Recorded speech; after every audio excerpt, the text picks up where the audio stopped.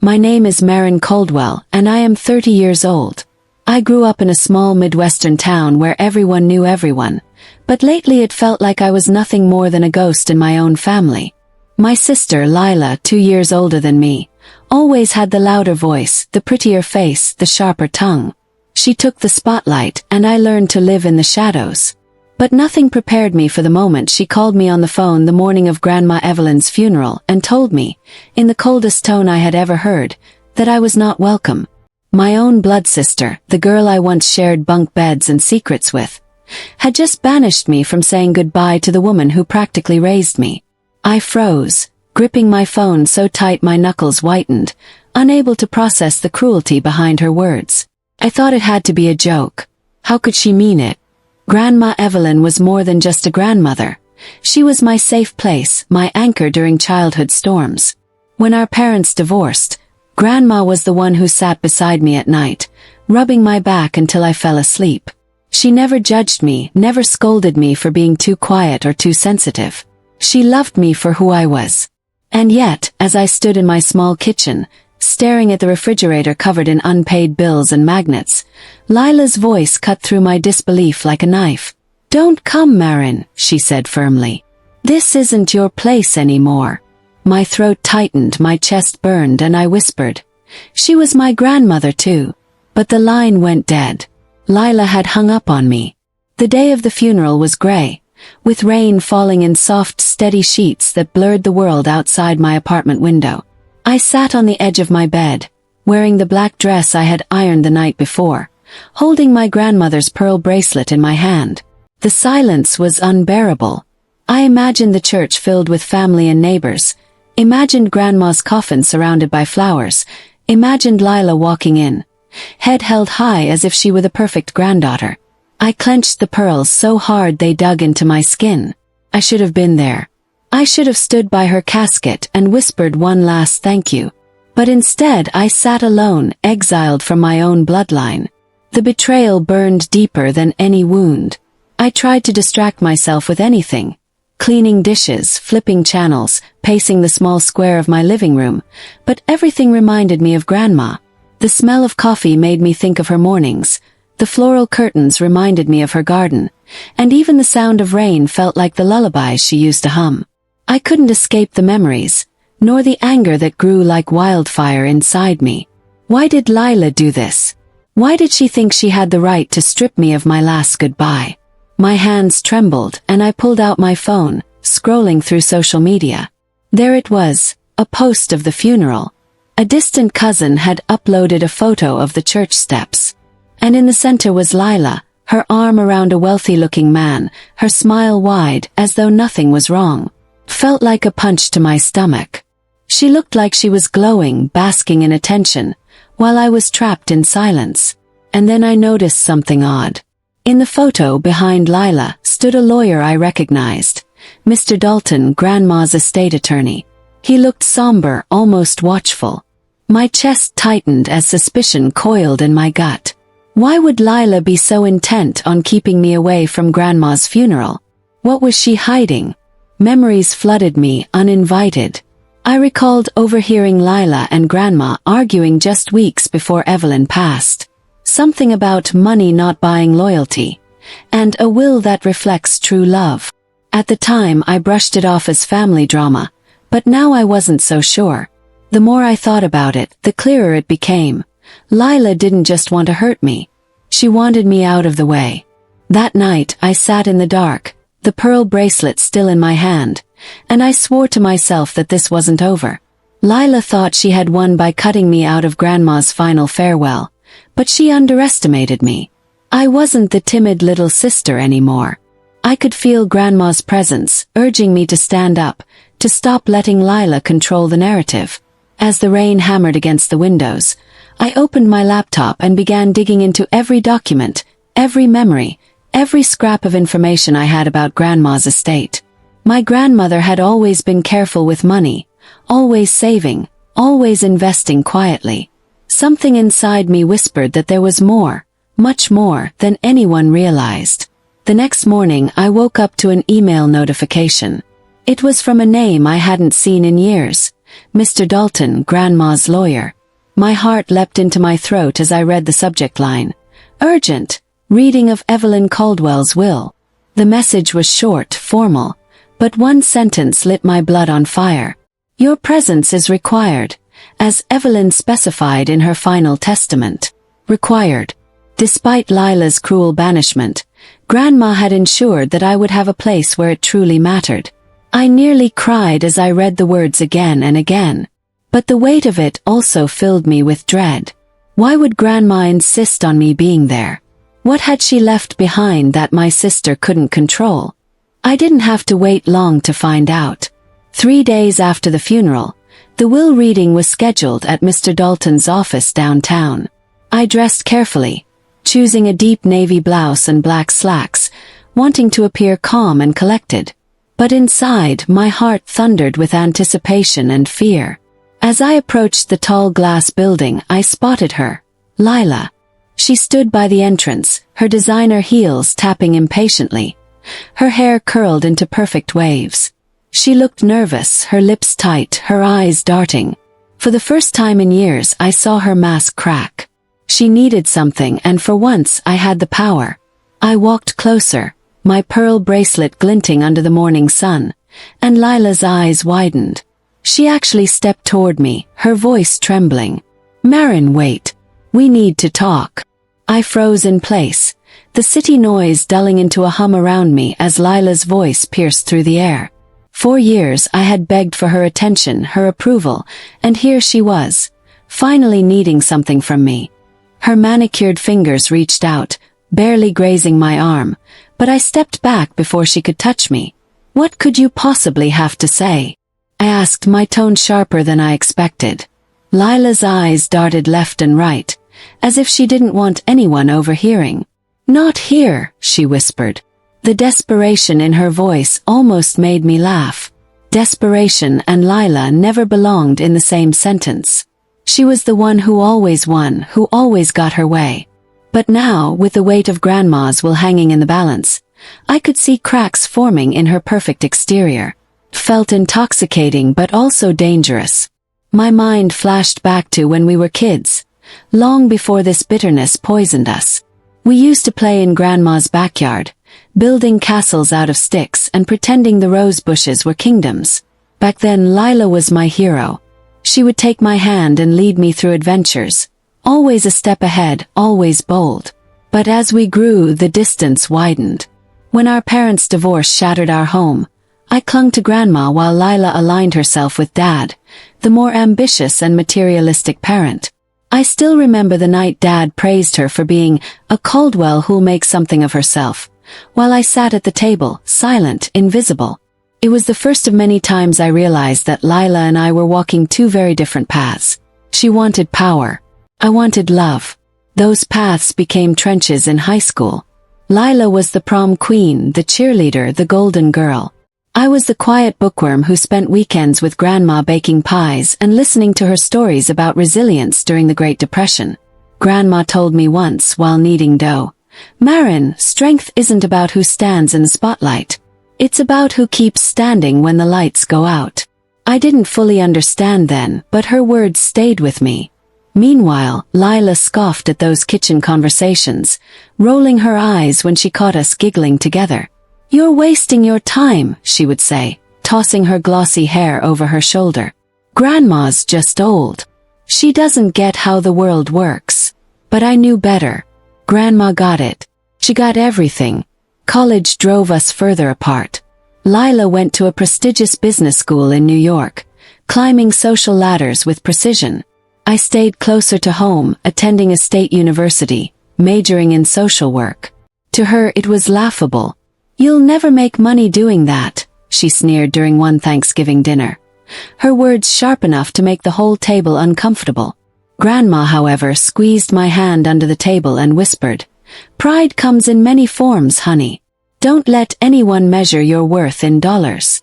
That moment sealed something between us, an invisible bond Lila could never break, no matter how hard she tried.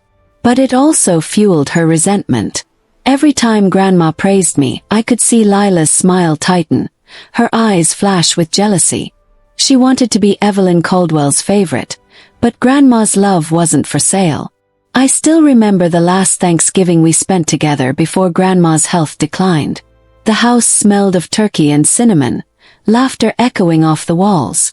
But beneath the warmth, tension brewed. Lila arrived late, draped in a designer coat, her boyfriend at the time flaunting a Rolex.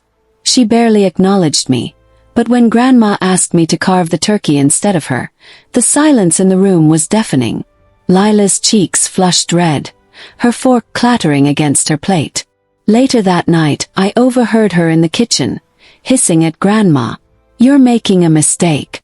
Maren doesn't deserve your trust. She's weak, she's nothing." I had stood frozen in the hallway, tears burning in my eyes, until Grandma's voice, steady and firm, cut through. "Lila, true strength isn't built on tearing others down. If you can't see that, then you don't understand family." That was the first time I realized just how deep Lila's envy ran. As I stood now outside Dalton's office, facing the very sister who once called me weak, I felt the weight of every word, every wound. "Maren, please," Lila said again, her voice cracking. "We can't let anyone else know about what's inside." Her words chilled me, my mind spinning with possibilities. What could she be hiding that was so dire, so urgent? Before I could reply, the office doors swung open and Mr. Dalton himself appeared. "Ladies," he said with a polite nod. His voice smooth but firm. "It's time." Lila's lips pressed into a thin line, her desperation shoved back under a mask of composure. She smoothed her skirt, lifted her chin, and walked ahead as if nothing had just happened. But I knew better. Something was unraveling, and for the first time in my life, I wasn't the one on the outside. The waiting room inside was sleek, with polished mahogany tables and leather chairs that smelled faintly of cologne and dust. A few other relatives sat scattered, their eyes heavy with curiosity.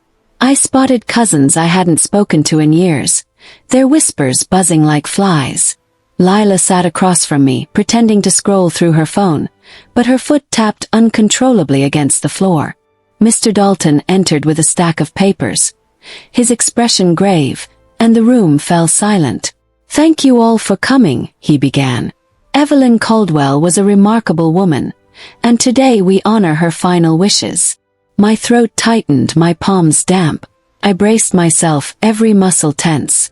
And then, just as Dalton's voice dipped into legal formalities, he glanced directly at me. His eyes lingered almost knowingly before he said, "This will reading contains surprises."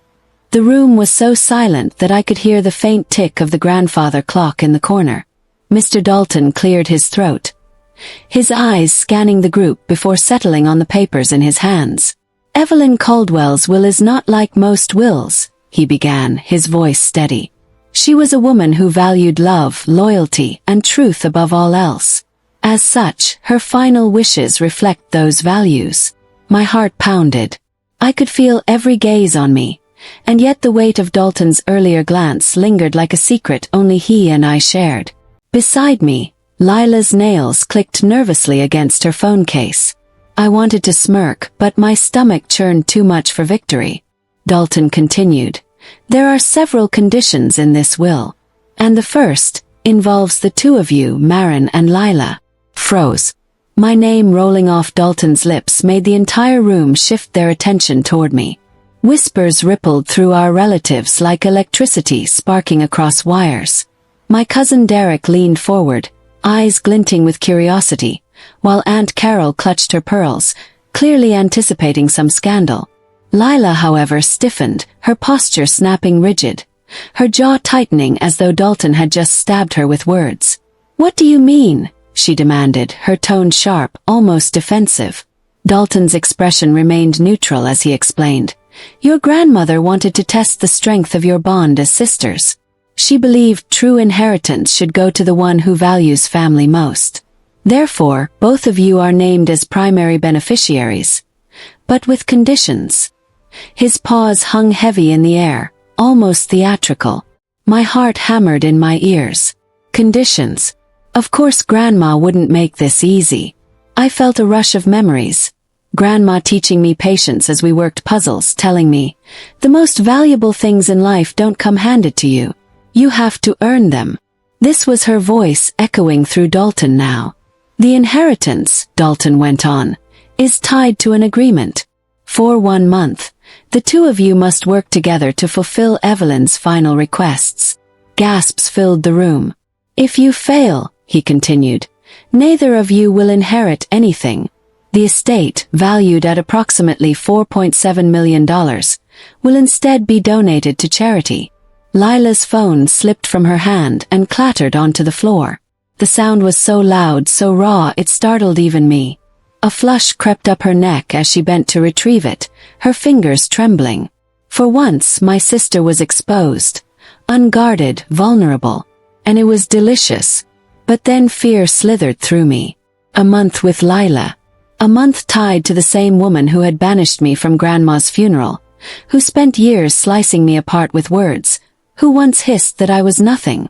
The thought made bile rise in my throat. I clenched my fists, digging my nails into my palms until it hurt. This was exactly what Grandma wanted, wasn't it? To force us to face each other, to see if there was anything worth saving. But I wasn't sure if I wanted to save anything at all. "This is ridiculous," Lila snapped, her voice breaking through my thoughts. "My grandmother, our grandmother, would never do this. Maren didn't even care about her. I was the one who visited, I was the one who—" Dalton raised a hand, cutting her off smoothly. "Miss Caldwell, your grandmother's words are written here, in her own handwriting. Would you like me to read them aloud?" The silence that followed was suffocating. Lila's eyes flicked toward me, and for the first time in my life, I saw something resembling fear in them. Real fear. Dalton adjusted his glasses and began to read from the handwritten letter. "My dear granddaughters," he read, his tone softening, "I know you two have walked very different paths, but blood runs deeper than pride. My greatest wish is not just to pass down my wealth, but to pass down the unity that our family desperately needs. If you cannot learn to stand together, then you have learned nothing from me." His voice cracked just slightly on the last line, and it felt like Grandma was there in the room with us, chastising us with love and firmness the way only she could. My throat tightened. I wanted to cry, but Lila's glare burned into me, daring me to show weakness. When Dalton finished reading, the room erupted into murmurs. Some relatives nodded, touched by Grandma's words. Others looked skeptical, as though the idea of forcing two feuding sisters into collaboration was doomed. Lila leaned closer to me, her voice low and venomous. "Don't think for a second you're going to win this," she whispered. Her breath was hot against my ear, and it sent a chill down my spine. I turned my head slowly to face her. "This isn't about winning," I whispered back. "It's about Grandma. Something you wouldn't understand." The flicker of rage in her eyes was almost satisfying enough to mask the dread twisting inside me. Almost. Dalton cleared his throat again, drawing us back. "The specific tasks will be outlined in detail tomorrow morning. For now, I suggest you both prepare yourselves." He glanced at me again, and in that look, I sensed he knew more than he was letting on. As the relatives began to leave, whispers trailing out the door like smoke, Lila stormed ahead, her heels clicking like gunshots against the marble floor. I lingered behind, my chest heavy, my mind a tangled knot. Mr. Dalton approached me quietly, lowering his voice. "Maren," he said, his eyes soft but urgent, "there's something you should know before tomorrow. Your grandmother left behind a secret, one that could change everything." My heart stopped. I opened my mouth to speak, but he shook his head quickly. "Not here. Not now. Tomorrow." And just like that, he turned, leaving me standing in the echo of his words. Secret.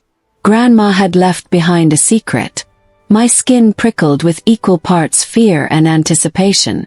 For the first time, I wondered if Lila's desperation wasn't just about the money. Maybe it was about what she was terrified would come out. The next morning, I arrived at Dalton's office 15 minutes early, but Lila was already there. She sat in one of the stiff leather chairs, her legs crossed, arms folded tight against her chest, radiating hostility like a storm cloud. Her eyes flicked up when I walked in, scanning me with disdain before darting back to her phone. I had braced myself for this, but the sight of her made my stomach twist. Dalton looked up from his desk, his expression calm but alert. "Good," he said, his voice carrying weight. "You're both here. We have much to discuss." His words held a gravity that made my pulse quicken. This was it, the beginning of Grandma's test. The beginning of whatever she had planned to tear us apart or somehow force us back together. And the beginning, perhaps, of that secret Dalton hinted at. He slid a sealed envelope across the polished oak desk.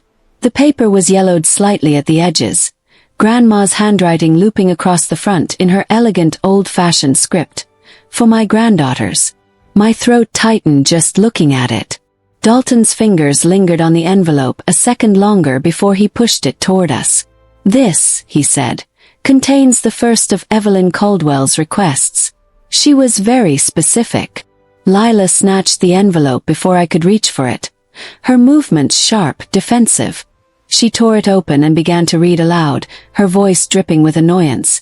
"To my beloved granddaughters, your first task is to return to the place where it all began, our family home. Clean it, restore it, and in the process perhaps restore yourselves." Lila scoffed, tossing the paper onto Dalton's desk. "Seriously? She wants us to play housekeepers. This is absurd." But as her words filled the air, I felt something different. My chest tightened, not with anger but with memory. The Caldwell family home wasn't just any house. It was the house where we grew up. The one with the peeling blue shutters, the creaky staircase, the scent of apple pie forever trapped in the walls. It had been abandoned for years after Grandpa died, left to rot, as if no one could bear to touch it. Grandma asking us to return there. It was symbolic. It was deliberate. And it was going to break us open. "She's not asking us to play housekeepers," I said softly, my eyes still on the letter. "She's asking us to face what we've been running from." Lila rolled her eyes so hard it was a miracle they didn't get stuck. "Spare me the poetic nonsense, Maren. This is just her twisted way of humiliating us." Dalton interjected before we could spiral further. "There's more," he said. He pulled out a second sheet of paper, typed, not handwritten. His lawyer's tone returned, crisp and precise. "You will have 30 days to complete this task. Every week I will inspect the progress personally. If either of you refuses to cooperate, or if you fail to meet Evelyn's standards, the inheritance will be forfeited." Lila's lips parted in outrage. "Weekly inspections? Are you serious? What is this, some kind of reality show?" Her voice was sharp, but her eyes betrayed something else, panic. The walls were closing in, and she knew it. I almost smiled. Almost. But Dalton wasn't finished. His voice softened as he said, "And as for the secret I mentioned yesterday, Maren, it will reveal itself in time. Trust me." His gaze lingered on me, pointed, before shifting back to his papers. The drive to the Caldwell home was suffocating. Lila insisted on taking her sleek black BMW, and I sat stiffly in the passenger seat, staring out the window as the city blurred into countryside. The air between us was thick, the kind of silence that hummed louder than words. She blasted the air conditioning even though the morning was cool, her diamond-studded nails tapping against the steering wheel in restless rhythm. "Don't get any ideas," she muttered suddenly. "This inheritance is mine. Grandma knew I was the one who took care of her. You were absent." Her words sliced, but I refused to flinch. "Funny," I said, still staring at the passing trees, "because Grandma seemed to think this was about both of us. Maybe she knew you weren't as perfect as you like to pretend." Her knuckles whitened on the wheel. For once, she didn't have a snappy comeback. And that silence, that small victory, felt sweeter than anything. When we pulled up to the house, my breath caught. The Caldwell home loomed before us, a ghost of its former self. The blue shutters hung crooked, paint peeling in jagged strips. The front porch sagged under years of neglect, weeds choking the steps. Yet, despite its decay, the house radiated memory. I could almost hear our laughter echoing from the windows, smell Grandma's Sunday roast wafting from the kitchen. My chest ached with nostalgia and grief. Lila stepped out, wrinkling her nose as though the very air offended her. "This is disgusting," she muttered. "I'm not touching a single cobweb." I ignored her and walked up the porch steps, my fingers brushing the weathered wood of the railing. For a moment I felt like a child again, reaching for safety. I whispered almost to myself, "We're home," and I swore I heard the house whisper back. Inside, the air was thick with dust and silence. Sunlight filtered weakly through torn curtains, illuminating motes that danced like restless spirits. The living room was frozen in time. Grandpa's old recliner still sat by the window, draped in a faded quilt. The family photos on the mantel were blanketed in grime, but behind the dust, I could still see our faces. Me missing a front tooth. Lila, smiling so wide it almost looked real. Grandma, her arm wrapped around us both. My throat tightened. Lila walked ahead, her heels clicking against the warped wooden floorboards. "This is going to take forever," she groaned. "We should just hire cleaners." I turned to her sharply. "No, that's not what Grandma wanted. She wanted us to do this. With our hands." She rolled her eyes, but there was a flicker in her gaze. Something uneasy, something raw. Maybe even guilt. We started in the kitchen. The once cheerful yellow walls were faded, the cabinets chipped, the linoleum floor cracked. I pulled on a pair of gloves from the cleaning kit Dalton had sent ahead and began scrubbing the counters. Lila hovered uselessly at first, scrolling through her phone, but eventually, perhaps realizing Dalton would check, she grudgingly began wiping down the cabinets. We worked in tense silence, the sound of our scrubbing the only conversation. Hours passed like that, broken only by the occasional muttered insult or exaggerated sigh from her. Yet, beneath the hostility, I noticed something. Lila's hands trembled when she picked up a photograph from the counter. It was of Grandma younger, standing proudly in front of the very house we were cleaning. For just a second, her face softened. But then she shoved the photo back down as though it burned her. I tucked the moment away like a secret weapon. By sunset, we were both exhausted, covered in sweat and grime. The kitchen was far from perfect, but it was progress. I collapsed into one of the rickety wooden chairs, wiping my forehead with my sleeve. Lila sat across from me, arms crossed, glaring but too tired to speak. For a long moment, the silence wasn't hostile. It was heavy, but not hateful. Felt almost like the old days. My chest ached with a confusing mix of longing and resentment. I opened my mouth to say something, but Dalton's words from earlier echoed in my head. "The secret will reveal itself in time." I shut my mouth again. Some things were better left unsaid, at least for now. But as the dying sunlight streamed through the broken window, casting golden light across the table, I knew this was only the beginning. That night, as I lay in the dusty upstairs bedroom, I couldn't sleep. The house creaked around me, settling into its bones, whispering secrets through the walls. My thoughts spiraled back to Grandma, to her deliberate words, to Dalton's warning. What secret could she possibly have kept hidden all these years? And why did it feel like Lila already knew? I sat up, heart pounding, straining my ears in the silence. That's when I heard it. Sound. Faint but unmistakable. Floorboards creaking downstairs, slow and deliberate, as though someone was moving through the house. My blood ran cold.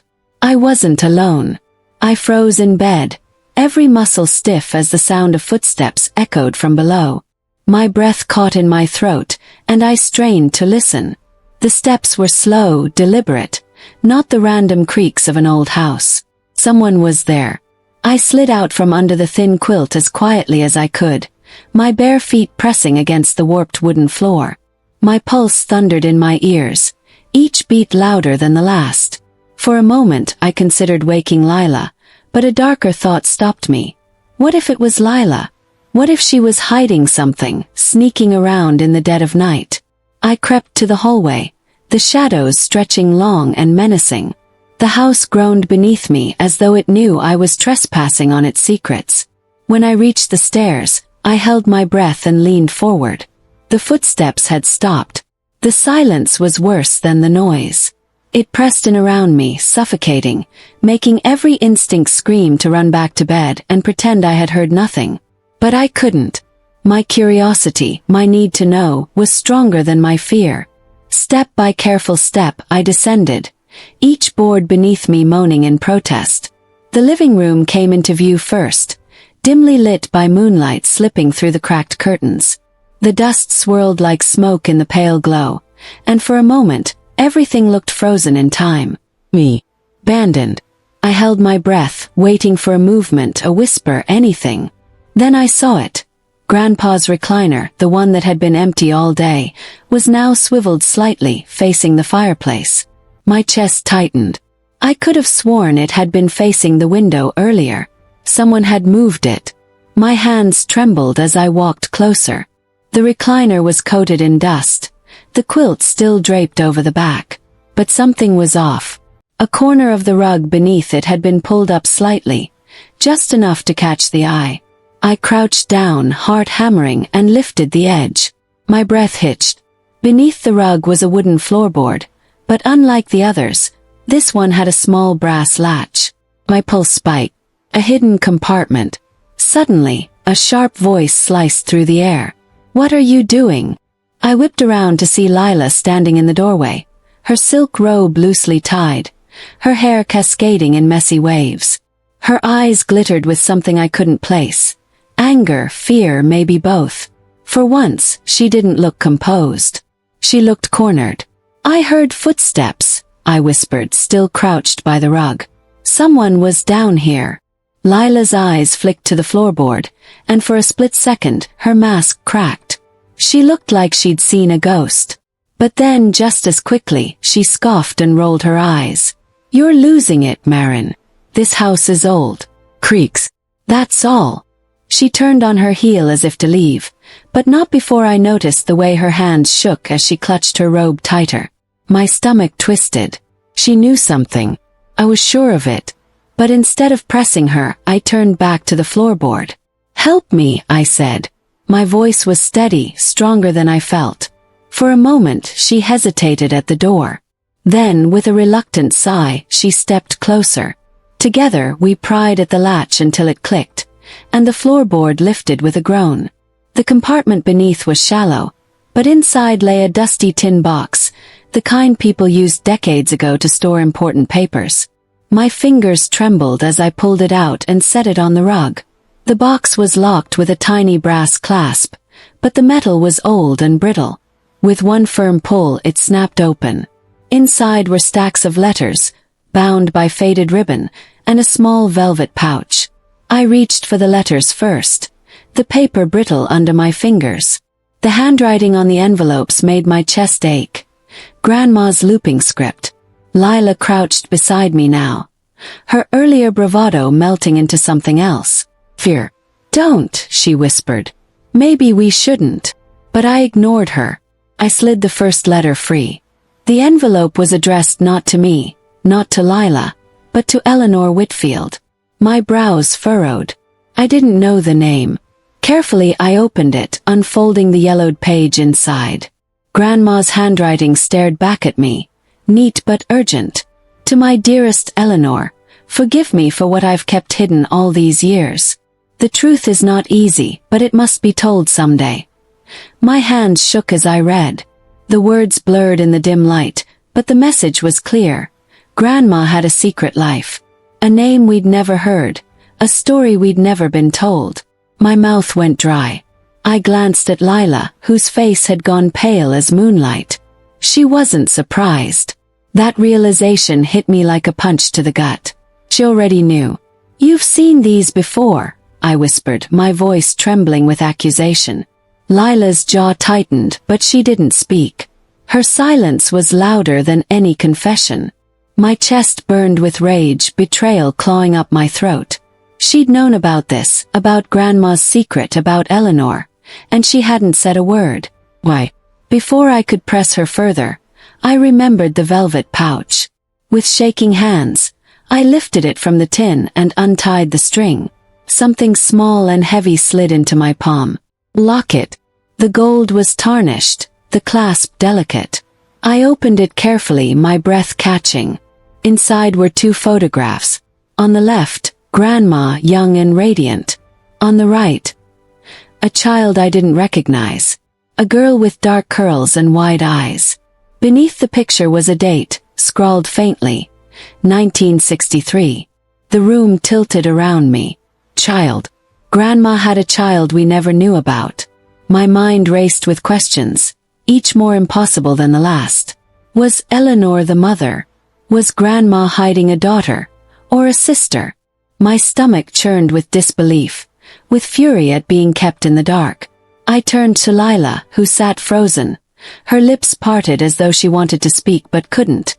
Her eyes glistened with something dangerously close to tears. "Tell me what you know," I demanded. My voice was sharper now, louder. "Tell me everything." She shook her head, whispering, "Not now. Please, Maren. Not now." Her desperation scared me more than her anger ever had. And then, before I could press her again, a sound shattered the silence. A knock at the front door. We froze. My pulse spiked, my breath caught. Who could possibly be at the door at midnight? Lila's eyes widened, her fear raw and unfiltered now. Slowly, I set the locket down and stood, my legs trembling. The knock came again, louder this time, echoing through the empty house. 3 sharp raps that made the floor vibrate beneath us. My chest heaved, every nerve in my body screaming to run, to hide. But my feet carried me forward anyway, toward the door. Behind me, Lila whispered, her voice breaking, "Don't open it." But I couldn't stop. My hand reached for the knob, my breath shallow, my heart ready to burst. I turned it slowly, the creak of the hinges echoing like a scream.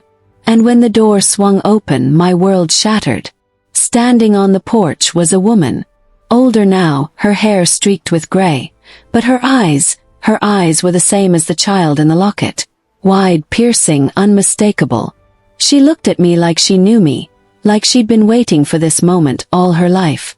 My throat closed, words stuck. She smiled faintly, sadly, and whispered the words that would change everything. "I'm your aunt." For a moment I couldn't breathe. The woman's words hung in the air like smoke, impossible to grasp yet choking me all the same. "Your aunt."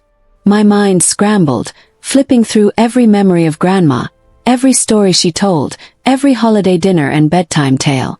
Never, not once, had she mentioned another child. My voice broke as I whispered, "That's impossible." But the woman's gaze was steady, her eyes soft but unyielding. "It's not," she said. Behind me I heard Lila suck in a sharp breath, and it hit me again. Lila knew.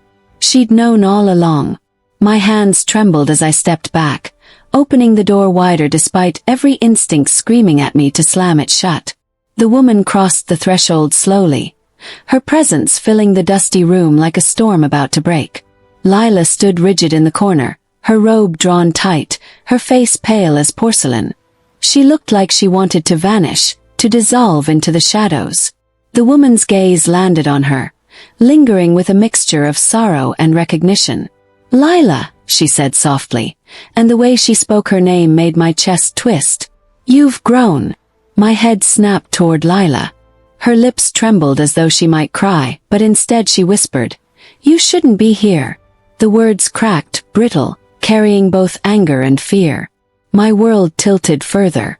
This wasn't some stranger showing up at random. This was personal. Lila had met her before. My throat tightened. "You knew," I demanded, my voice breaking through the silence like glass. Lila wouldn't look at me. She kept her eyes glued to the floor, her silence louder than any confession. The woman, my supposed aunt, turned back to me, her expression heavy with sadness. "My name is Clara Whitfield," she said, her voice low, careful. "I'm your grandmother's first daughter." The room spun. My knees wobbled beneath me, and I gripped the edge of the table to steady myself. First daughter.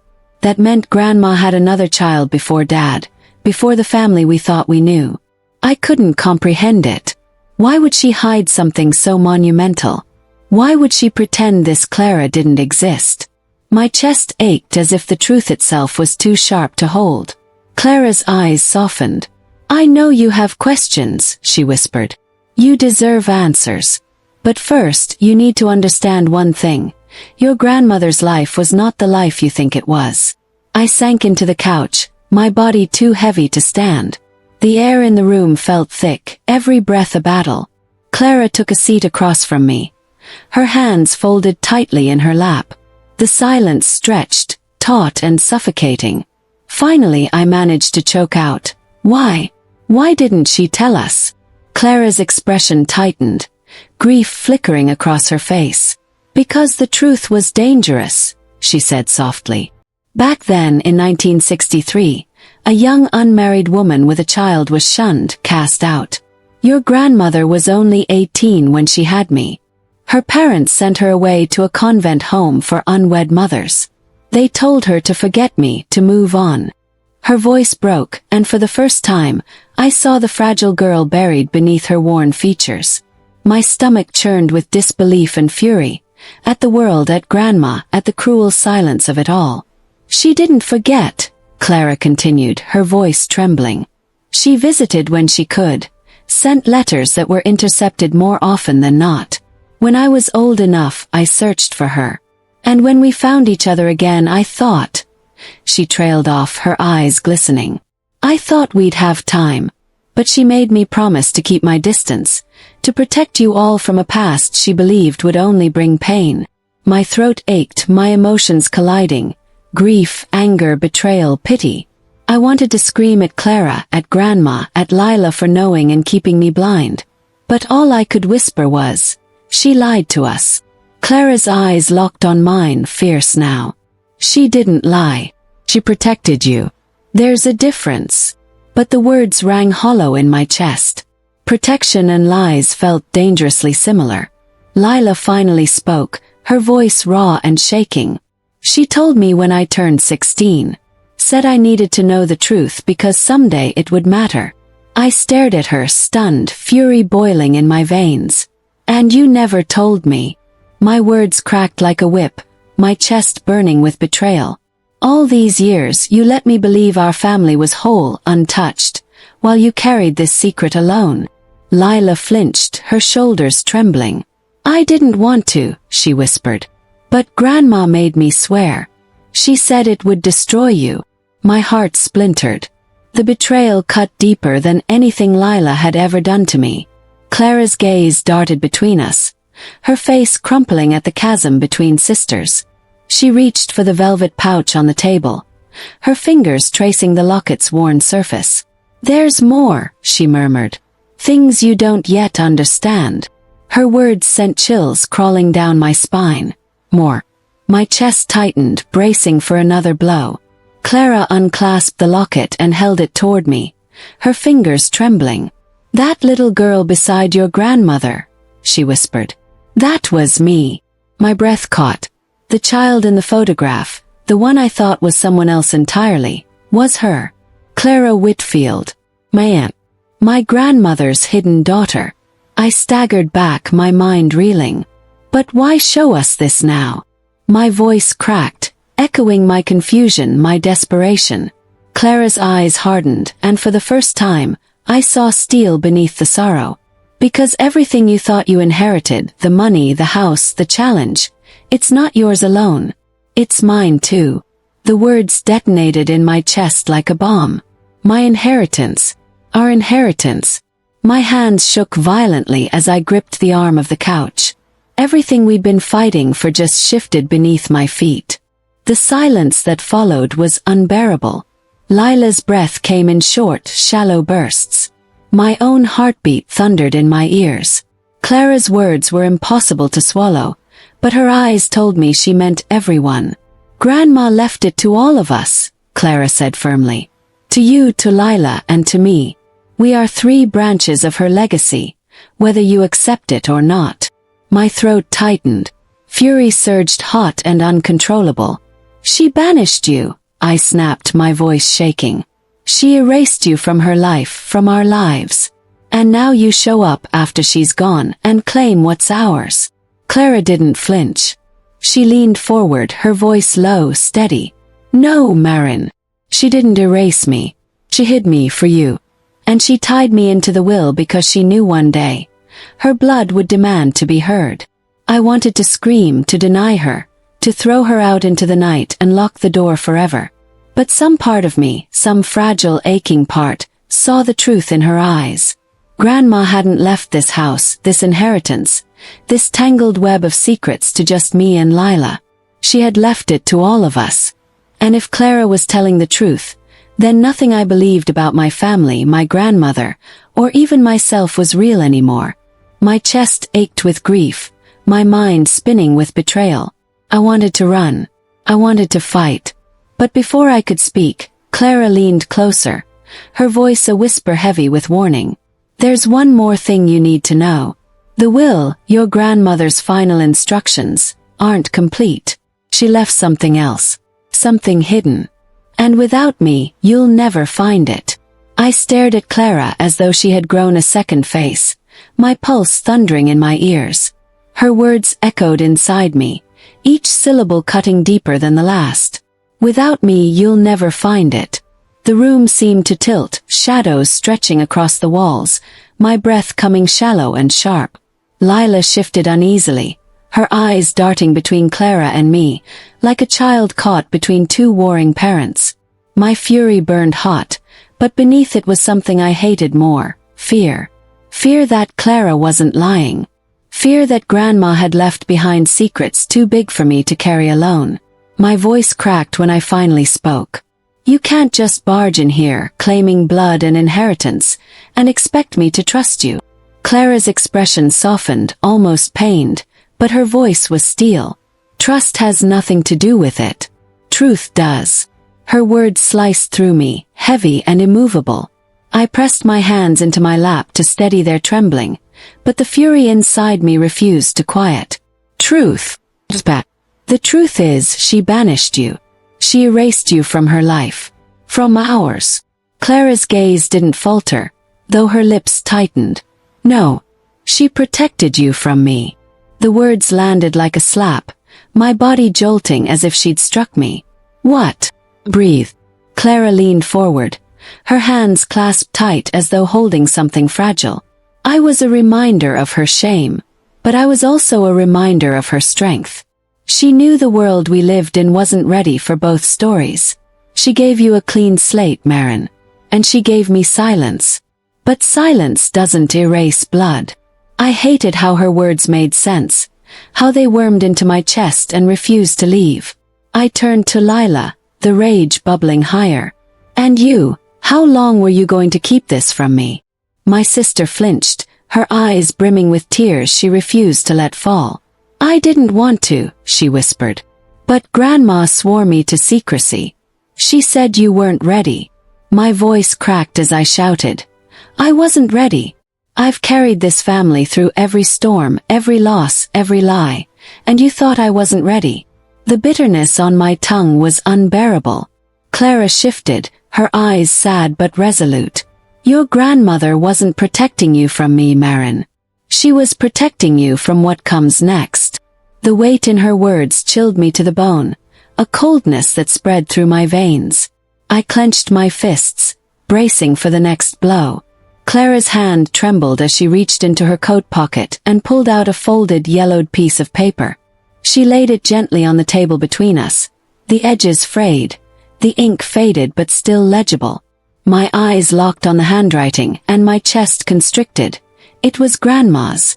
Clara's voice softened, though it carried an undercurrent of dread. This was her last letter to me. She told me to wait until after her funeral to reveal it. And now it's time. My fingers hovered over the fragile paper, afraid that touching it would confirm the impossible. Lila leaned closer, her breath shallow, her face pale. Clara nodded toward it. Read it. My hands shook violently as I unfolded the letter, the scent of old paper and lavender rising to my nose. Grandma's voice filled my head as my eyes scanned the words. Maren, Layla, Clara, If you are reading this, then it means my time has come. I have left you what the world could never give me, freedom. But freedom has a price, and it is hidden in the place where shadows sleep and secrets breathe. Only together can you claim it. Only together can you survive it. My throat tightened as I read the words aloud, the silence of the room amplifying their weight. Clara's eyes glistened, while Lila's face contorted with fear. My chest heaved, my mind racing. What did Grandma mean? Shadows that sleep, secrets that breathe. My voice faltered, but Clara reached forward, her hand steady on mine. She's talking about this house, Clara whispered. The attic. The part that was sealed. My stomach dropped. I'd always thought the attic was just storage. Nothing more. But my gut told me otherwise.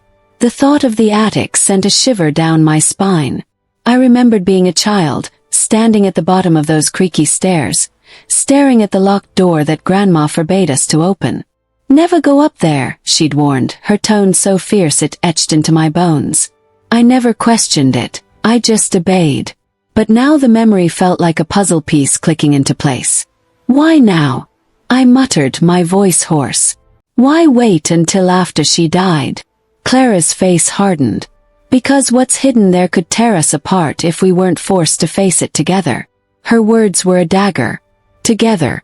The word felt impossible, jagged. How could I stand beside the sister who betrayed me, and a stranger who claimed my blood, to search for something that might destroy us all? Yet deep inside I knew I had no choice. The three of us rose, the silence suffocating as we made our way down the dim hallway. Each step echoed too loud, the floorboards groaning beneath our weight.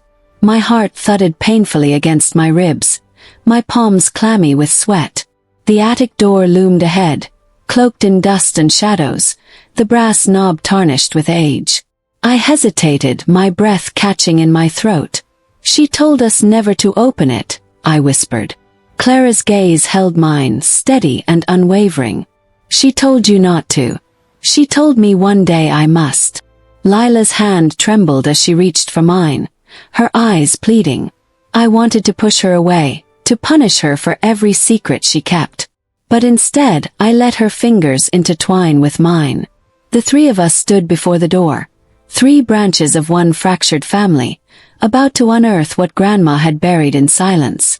With a shaky breath, I turned the knob. It resisted at first, stiff with years of neglect, but with a loud groan it gave way. The door creaked open, releasing a wave of stale air that smelled of dust, cedar, and something else. Something metallic, almost like blood. My stomach churned, my pulse racing. We climbed the narrow staircase, each step a drumbeat of dread. At the top, the attic stretched wide, shadows thick and heavy, the faint light of the moon slicing through the slats. Boxes lined the walls, covered in cobwebs, but it was the center of the room that stole my breath. A trunk sat there, old and massive, its surface carved with strange markings I didn't recognize. My chest constricted as Clara stepped forward, her hands trembling as they hovered above the lid. This, she whispered, is what she wanted us to find. The three of us circled the trunk, our breaths shallow, the silence deafening. My body vibrated with tension, every nerve screaming. I wanted to rip it open and end the torment, but my fear rooted me in place. Clara knelt, her fingers tracing the carvings as though unlocking a language only she understood. These symbols, she murmured, they're older than we realize. She used them to keep others out. Lila knelt beside her, her face pale, eyes wide with terror. I stayed back, my heart pounding, my fists clenched. Part of me wanted to run, to abandon it all. But another part, the stronger part, needed to know. Clara glanced up at me, her voice steady but trembling beneath. Maren, it's locked. But the key isn't metal. It's blood. Her words froze me in place. Blood opens it, she whispered. Ours. Clara's words froze me to the marrow. Blood opens it.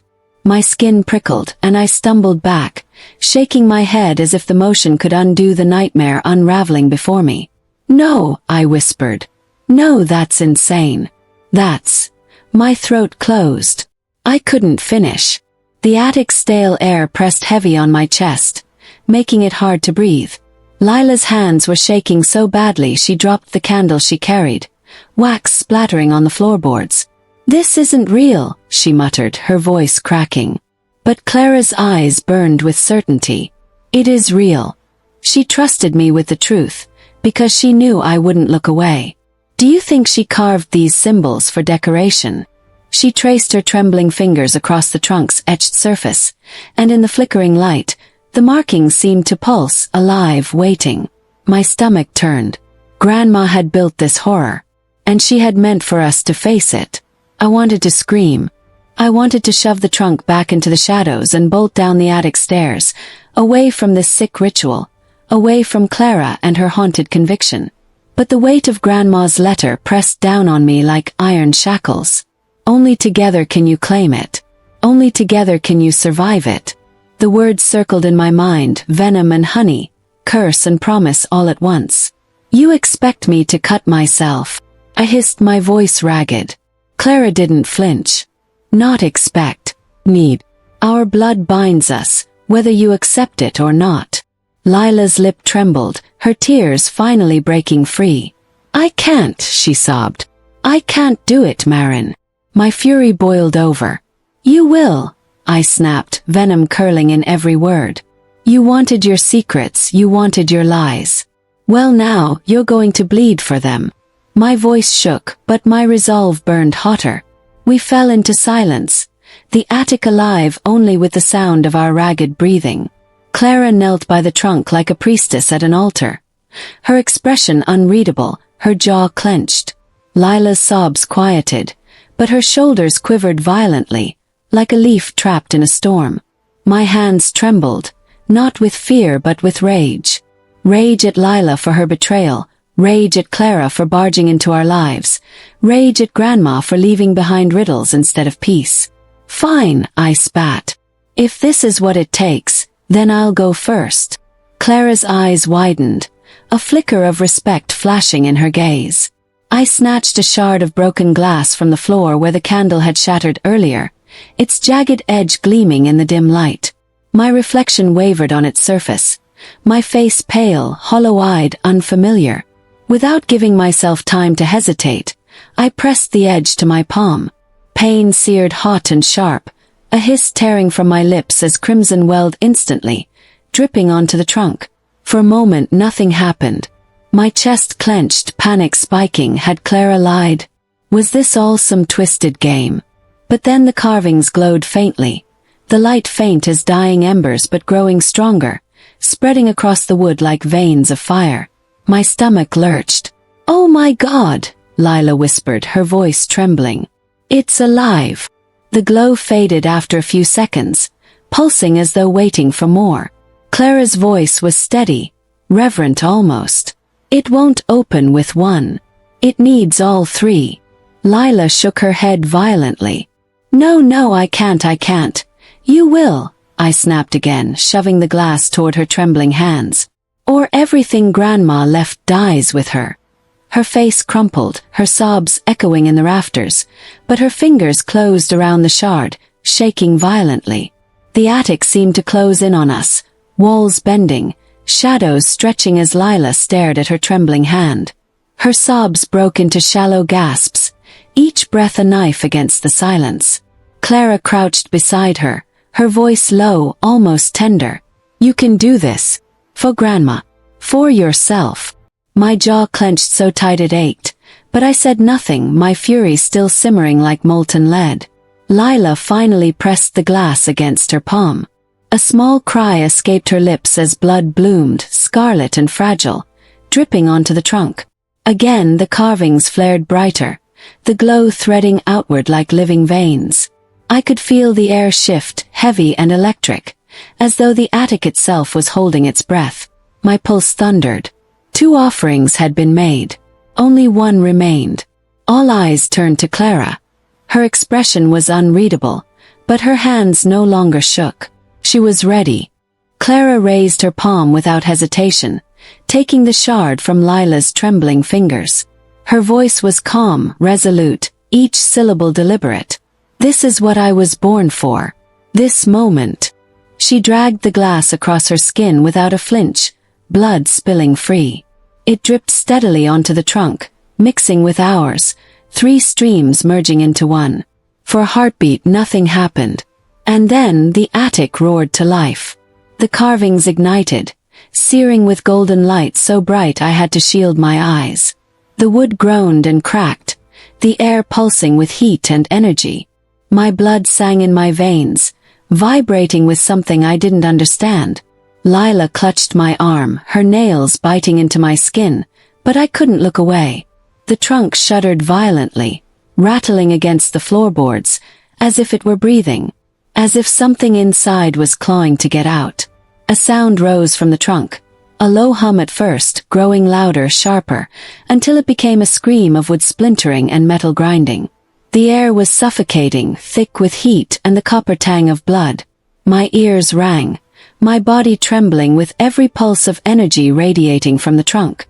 Clara's eyes shone with wild determination, her lips whispering words I couldn't hear, words I wasn't sure were even English. Lila buried her face against my shoulder, sobbing uncontrollably, but I was frozen, spellbound. The lid of the trunk shifted, groaning open by inches, light spilling from within like molten gold. The room shook as if the very house were alive, the rafters quivering, dust raining from the ceiling. My breath hitched in my throat, my heart hammering so violently I thought it might burst. We were opening a secret Grandma never wanted the world to see. The trunk finally stopped shaking, the hum vanishing into silence. The glow dimmed slightly, though it still radiated faintly, casting our faces in flickering gold. My entire body shook, sweat slick against my skin, my cut stinging with every heartbeat.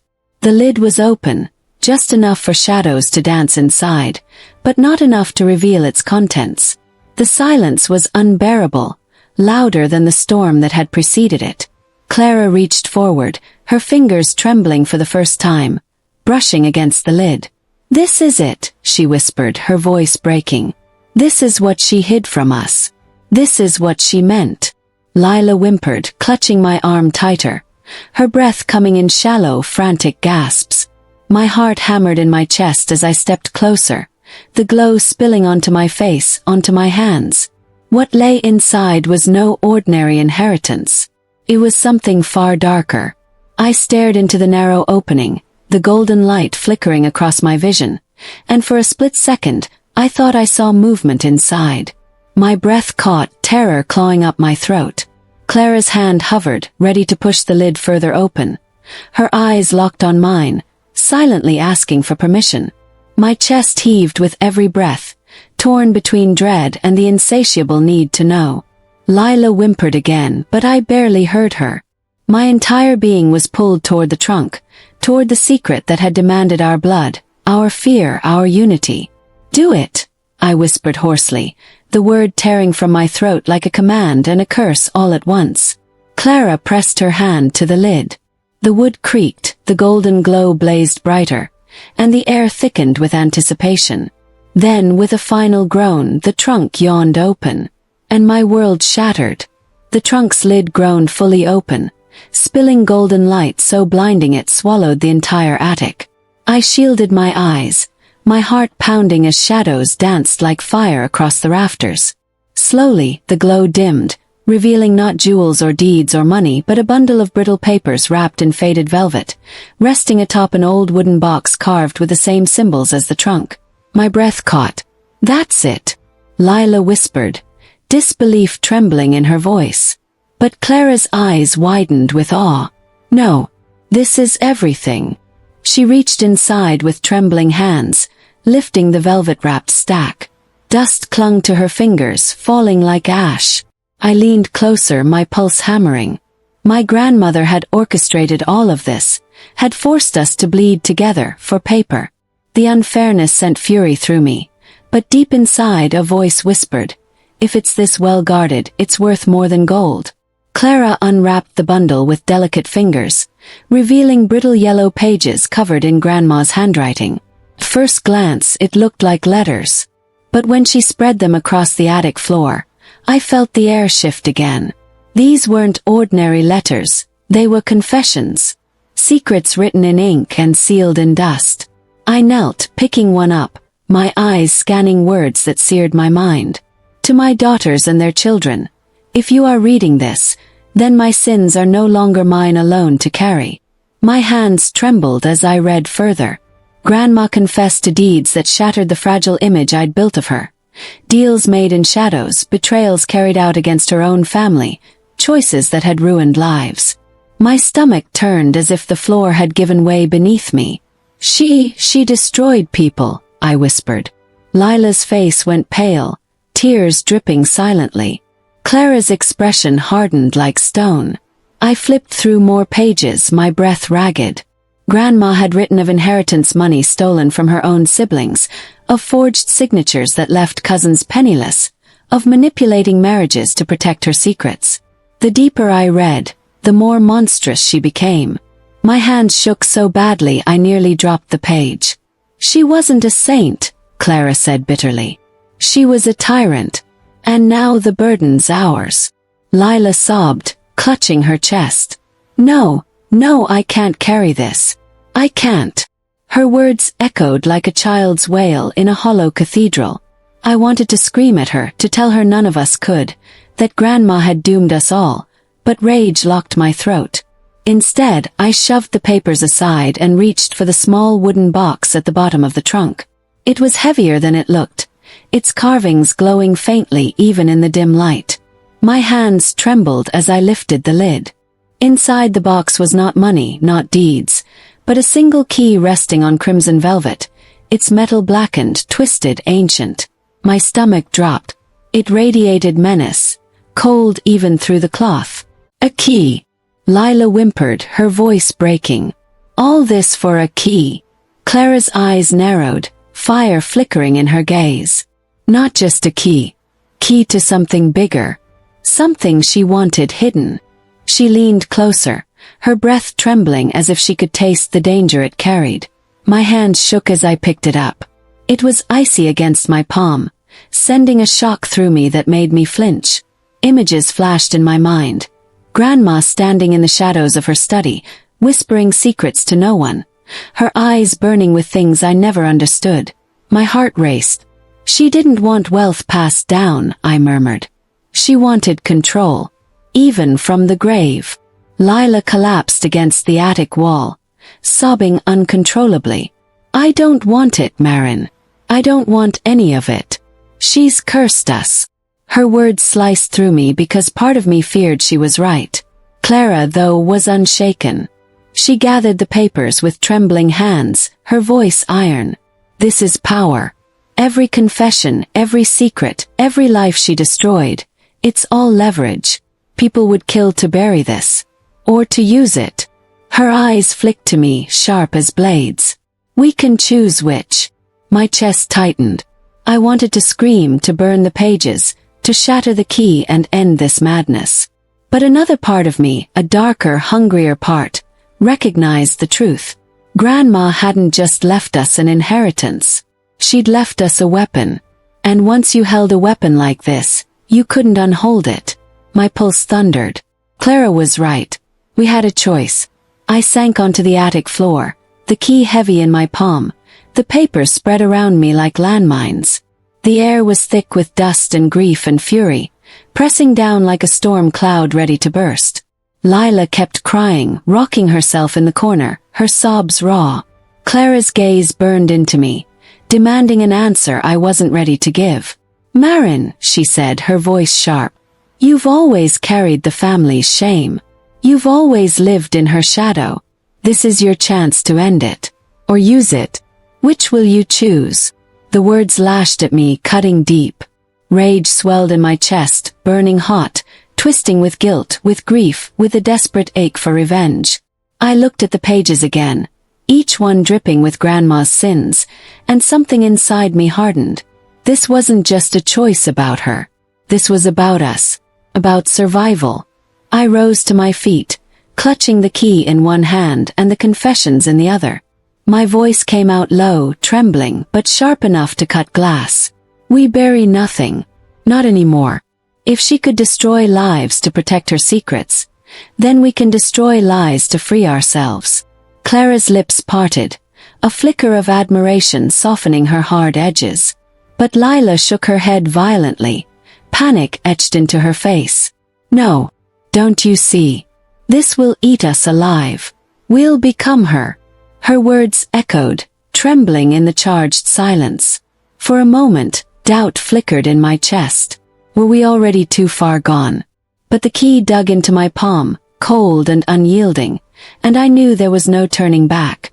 We're already her, I whispered. The question is, what do we do with it now? The attic seemed to lean in closer, listening, waiting. Dust floated like sparks in the candlelight, and the glow from the carvings began to fade, as if the trunk itself had surrendered its secrets.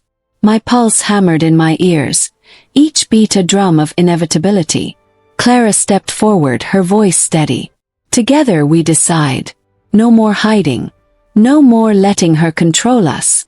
She placed her hand over mine, over the key, sealing her words with touch. For the first time I didn't flinch. Lila remained in the corner, her sobs softening into shallow gasps, her face pale, her eyes wide and hollow. She was breaking, splintering before my eyes. A pang of pity struck me, but I crushed it quickly. Grandma's inheritance was cruel, but it was ours now. And whether we liked it or not, it had bound us together forever. I stared at the key one last time, my reflection distorted in its blackened metal. A thought struck me with brutal clarity. Whatever door this opened, whatever truth it revealed, it would change everything. It wasn't just about Grandma anymore. It was about us, about what we would become, what lines we were willing to cross. My chest ached, my heart pounding with dread and hunger and rage. Clara met my gaze, her expression unyielding. "It's not over," she said.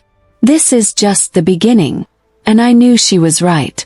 The trunk had given us Grandma's sins, her weapon, her curse. And in my blood-soaked hands, I held the power to decide if we would rise from her ashes, or burn in them. The choice was mine. But as the attic fell into silence, I knew one thing with absolute certainty. The fire had already started. If you've been with me through this storm of secrets, heartbreak, and blood, let me pause a moment before I take you to the end. Stories like mine carry a weight that lives in all of us. Shadows of family, betrayal, and revenge. If you find yourself gripped by this tale, if it made you feel even a heartbeat of anger or sorrow, don't forget to like, share, and subscribe. These stories spread because we pass them along, and sometimes the heaviest truths can set others free. Now, let me take you to the night I finally decided whether Grandma's sins would define me, or whether I would bury them once and for all. My hand was trembling around the blackened key. Clara's grip pressed into my skin, firm and commanding, while Lila's sobs filled the attic like broken glass. I had no idea where this choice would take us. 2 days later, I found myself standing in the quiet marble lobby of the bank Grandma had always sworn by. The key pulsed in my pocket, heavy as lead. Clara was beside me, her jaw set like steel. Her hand clamped on my arm as if afraid I'd run. Lila had refused to come, still shattered. Her voice hoarse from screaming that we were cursed. My stomach twisted as we followed the banker down a hallway lined with polished wood doors, each leading to boxes full of the dead secrets. The air smelled faintly of varnish and old money, sharp and suffocating. The man paused before one vault, glanced at the key in my hand, then nodded. "This box has not been opened in decades," he said. My pulse roared in my ears. Clara urged me forward. My fingers shook as I slid the key into the lock and turned it. The door creaked open, and inside lay a small safe deposit box wrapped in velvet, just like the trunk's bundle. My chest tightened as I pulled it free, my hands trembling as if I held fire. Clara's breath hissed, impatient, ravenous. I opened it, and the world seemed to tilt. Inside were ledgers, old financial records that confirmed every confession Grandma had written. Numbers, banks, forged documents, ruined families. Entire lives destroyed by the woman I once thought was my protector. But there was more. At the bottom, folded carefully, was a marriage certificate. My grandmother's. Except the groom's name was not the man we had always called Grandpa. My throat locked. She married someone else, I whispered. She lied about everything. Clara's eyes widened with shock that quickly morphed into rage. She wasn't just cruel. She built her entire life on lies. My hand shook so badly the certificate nearly tore. My chest heaved with betrayal, the ground slipping away beneath me. Clara snatched the ledgers, her eyes scanning, her lips twisting into a cruel smile. This is dynamite. We could expose entire families, destroy fortunes, make them crawl to us. Her voice dripped with hunger, with the same poison Grandma had bled into our veins. I recoiled, horrified. No, haven't you read enough? These pages, their blood, their ashes. They'll rot us from the inside out. But Clara shook her head, eyes blazing. No, Maren. This is power. She left us the match. All we have to do is strike it. My chest clenched, torn between revulsion and the intoxicating pull of revenge. The papers screamed in my hands, daring me to choose. Clara's voice was sharp, commanding. You can't walk away. Not now. Not after everything. I thought of Lila, broken and terrified, begging us to let it go. I thought of Clara, hard and ruthless, drunk on the scent of power. And I thought of myself, of all the years spent in silence, in shadows, banished, dismissed, unseen. I saw Grandma's face in every flame of rage, every shadow of grief. She had ruled even from the grave. My breath trembled as I stepped back, the weight of the papers cutting into my hands. I won't be her, I whispered. Clara froze, eyes narrowing. What did you say? My heart pounded, tears burning my eyes, but I lifted my chin. I won't carry her sins. I won't destroy families to feed on her lies. She doesn't get to win twice. Clara's face twisted with fury, but in her eyes I saw fear. Fear that I was breaking free. With trembling hands, I tore the pages one by one. Each rip echoed like a scream in the vault. Clara lunged at me, but I shoved her back, strength surging from somewhere deeper than rage, from liberation. I ripped the marriage certificate, the forged deeds, the ledgers. I tore them until they were nothing but confetti of ash and ink. Clara's shrieks filled the room, desperate, furious, echoing like banshees. But I didn't stop. My tears blurred my vision, my chest heaving as I ripped the last page and let it fall in tatters. The curse ended with my hands. The vault was silent except for Clara's ragged breathing, her eyes wild, broken. I dropped the blackened key on top of the shredded pile, its clatter like a final nail sealing a coffin. She's gone, I whispered. For good this time. And for the first time I believed it. Clara collapsed against the cold vault wall, her sobs muffled and jagged, fury and grief twisting her face. I turned away, my body trembling with exhaustion, but something inside me was lighter, freer. The papers had been her chains, and I had broken them. I stepped into the marble hallway, the fluorescent lights too bright, the air too sharp, but every breath was my own. Outside, the sky split open with rain, soaking me in seconds, washing ink stains from my fingers. I lifted my face to it, my tears blending with the storm. For the first time in years, I didn't feel haunted. I didn't feel small. Felt alive. Grandma's ghost had burned. Her empire of lies turned to dust. And though Clara's sobs still echoed in my ears, I knew I had chosen a different path. I had chosen freedom over fire. Lila met me outside the bank, her eyes swollen from crying. When she saw my empty hands, she froze. "What did you do?" she whispered. I took her trembling fingers into mine and pressed them against my chest. "I set us free." Her sobs broke into laughter, cracked but real, as the rain poured harder.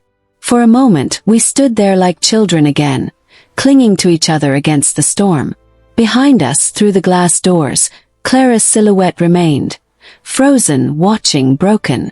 I didn't know what would become of her, if she'd ever forgive me, or if she'd ever forgive herself. But I knew this. I had finally broken Grandma's cycle. I had chosen love over vengeance, truth over poison. And in that choice I had rewritten our inheritance. Not in money, not in blood, but in freedom. So if my story struck something in you, if you've ever felt trapped by your family's ghosts, or betrayed by the people meant to love you, know this: you are not alone. You don't have to inherit their sins. You can tear the pages, you can drop the key, you can walk out into the storm and breathe for yourself. And if you believe in stories like these, stories that bleed and heal at the same time, I invite you, like, share and subscribe. Pass this story along. Let it find someone else who needs to hear it. Because sometimes the truest inheritance isn't wealth or secrets. It's the courage to finally break free. That is the story Grandma never wanted told. And that is why I am telling it to you.